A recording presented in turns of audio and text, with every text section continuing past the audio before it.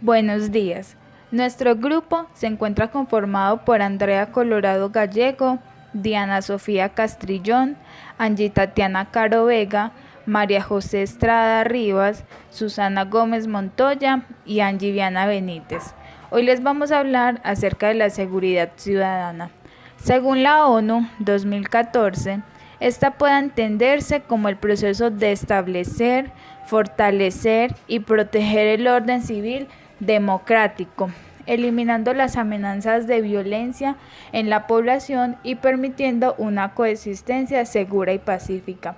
Los temas que vamos a tratar serán el hurto, las medidas de bioseguridad, los homicidios, la extorsión, las incautaciones, la violencia intrafamiliar y la política de marco de convivencia y seguridad ciudadana. En el 2019 se aprobó la política Marco de Convivencia y Seguridad Ciudadana y se empezó a ejecutar este año. Esta busca adoptar un nuevo modelo para el control efectivo de los espacios públicos, apostándole a la cultura de la legalidad, a la disminución del delito, a la implementación de la tecnología y en hacer partícipe a la ciudadanía. En el mes de marzo, respecto a la violencia intrafamiliar, el confinamiento obligatorio por causa del coronavirus hizo aumentar al 16% este delito, pasando de 7.343 casos en el primer trimestre del año 2019 a 8.527 en el mismo periodo de este año. Por otro lado, sobresale una reducción en la cifra de homicidios, un 53.3%. De igual forma, se ha disminuido el hurto en todas sus modalidades, el secuestro y la extorsión también. Además, por orden del ministro de la Defensa y los comandantes de fuerza, en todas las ciudades se crearon unos equipos de reacción motorizados en donde los policías están ubicados sobre zonas especiales para poder llegar lo más rápido posible a lugares donde se presenten actos vandálicos, saqueos y hurtos. También, desde el 8 de marzo, los colombianos contamos con la posibilidad de descargar en nuestros celulares la aplicación gratuita Corona App,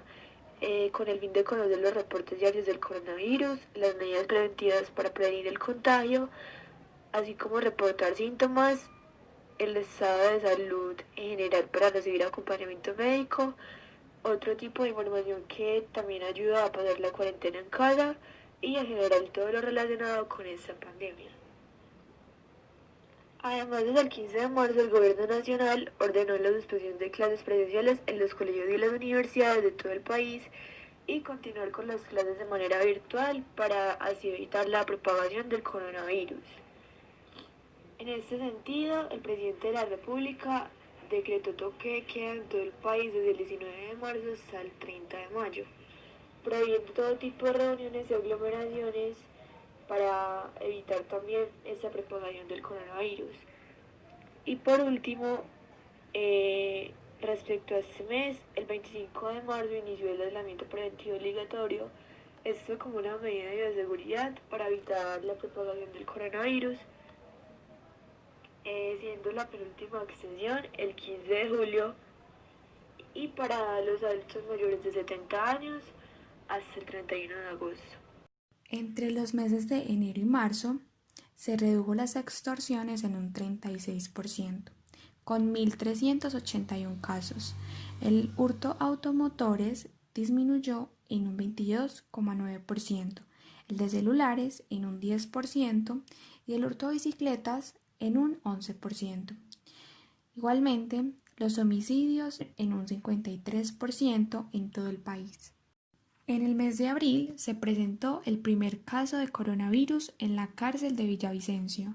Entre los meses de marzo y abril se han incautado 5 toneladas de marihuana y 7 toneladas de cocaína.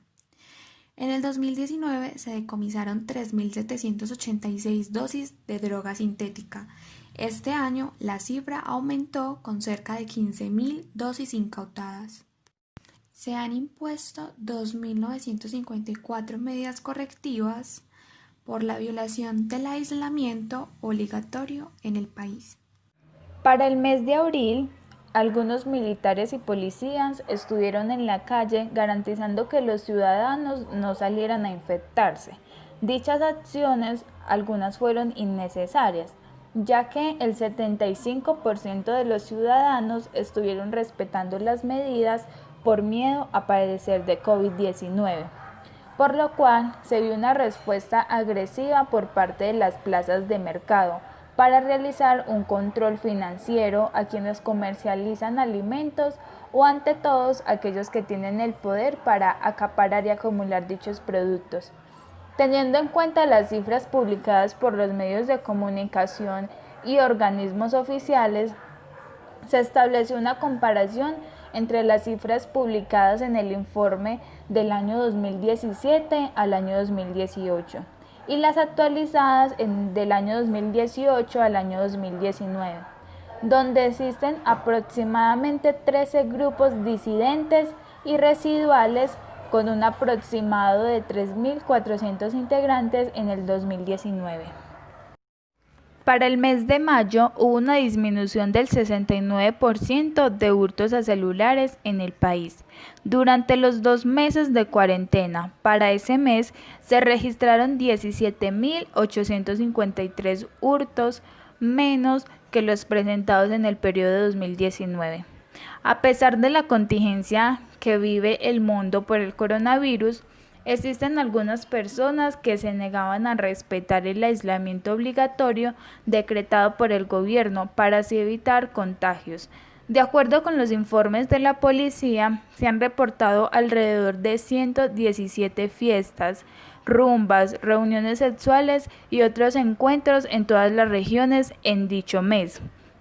Desde que se decretó la cuarentena a nivel nacional el pasado 24 de marzo por la pandemia, las autoridades han impuesto 341.000 comparendos por violar dicha medida. Ciudades como Bogotá, Medellín, Cali, Barranquilla, Cartagena, Villavicencio y Bucaramanga, donde adoptaron la medida de pico y cédula durante la cuarentena. Para el mes de marzo y mayo, es decir, 20 de marzo y 20 de mayo, se registraron 1.321 homicidios en todo el país, mientras que en el mismo periodo del año anterior se presentaron 2.012 casos, lo que equivale a una reducción del 34%. Los hurtos y homicidios se convierten en factores protagonistas para hacer un análisis profundo acerca de la situación de seguridad ciudadana de un país. En el caso de Colombia, estos dos factores permiten una comparación latente mediante casos y cifras de la situación de seguridad ciudadana de Colombia. Entre enero y junio hubo una disminución de los homicidios del 14%, al pasar de 6.128 muertes violentas en 2019 a 5.281 en 2020, en el presente año. Por otro lado, durante el primer semestre de 2019 se registraron en promedio 35 homicidios por día. Este año, en el mismo periodo, es decir, en el primer semestre del 2020, se reportaron en promedio 30 homicidios por día. Un dato muy importante es que son hasta el momento 496 los municipios en donde no se han registrado ningún tipo de homicidios bajo ninguna modalidad, lo que equivale al 45% del territorio nacional. Hablando de modalidades, la modalidad del sicariato es una de las más comunes en Colombia y esta disminuyó en un 15% los homicidios bajo esta modalidad. El año pasado se registraron 3.492 muertes y en el 2020, en lo que va del 2020, se han presentado 2.979. Las muertes en medio de riñas han disminuido también un 22%. En el 2019, durante el primer semestre, se registraron 1.444 y en este 2020 se han reportado 1.120. Ya hablando del factor del hurto, el hurto a residencias reporta una reducción del 40%, al pasar de 23.446 casos y reportes a 14.076 el año presente.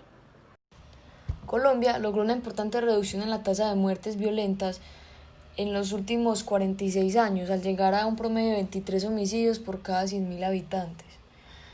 Además, el hurto de personas tuvo una disminución del 12%, pasando de 71.208 casos en 2019 a 62.657 en 2020.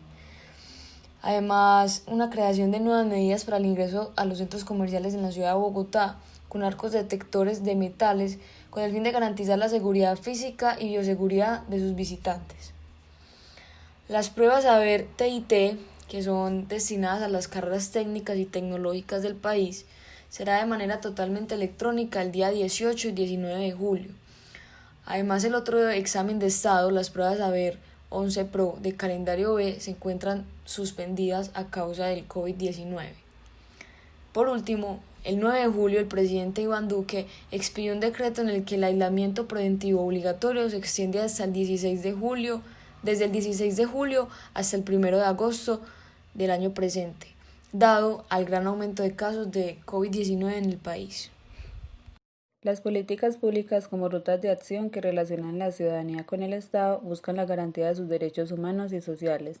siendo el instrumento que permite dar solución a los distintos problemas. El cumplimiento y la forma en la cual se lleven a cabo mediante el marco legislativo las distintas garantías con las que cuenta toda persona como parte de un conjunto como lo de la ciudad,